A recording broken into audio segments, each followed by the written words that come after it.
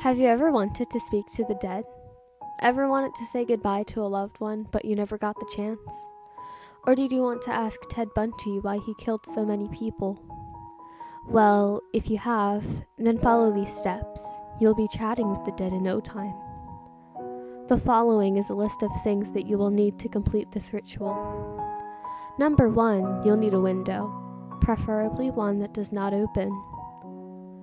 This window will need an open view of the outside and nothing obstructing your view. That means no screens. Also, the window must not be facing a wall. A clear view of grass or field works best. 2. A feather of about 5 inches in length is needed.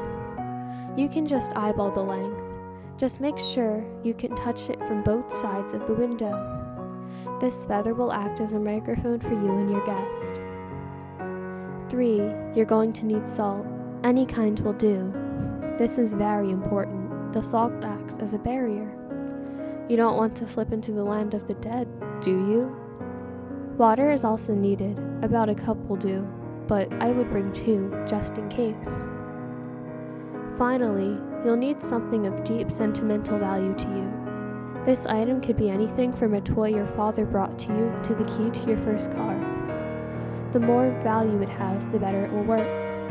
This and the cup of water are just in case something goes wrong. Once you have all of the items you need, the preparations are pretty simple. Turn off all the lights and electronics in the house. This can be achieved easily by flipping the circuit breaker off.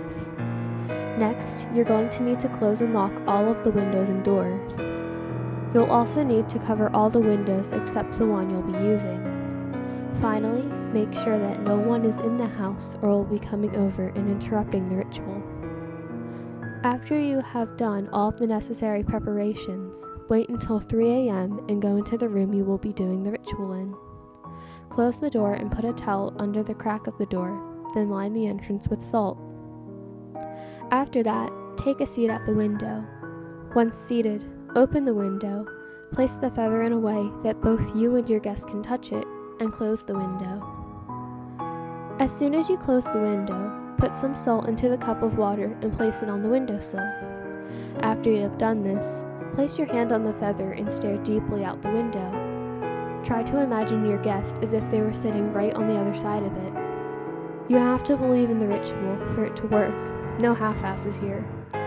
If you truly have your heart set on this, your guest will appear on the other side of the window. Once your guest grabs the feather, you can ask them pretty much anything. However, there are a few things you will have to be aware of when you're talking to your guest.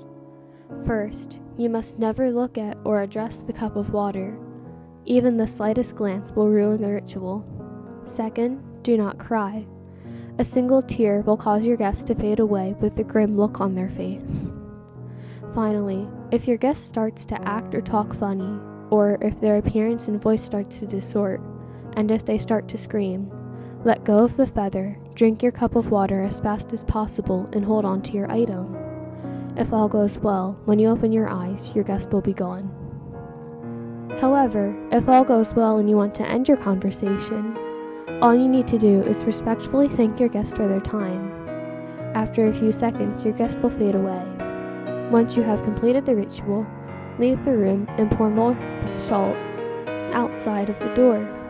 Do not enter this room for another 3 hours and do not open the window for another 3 days. This ritual can only be done 2 times, so choose wisely on who you want to talk to.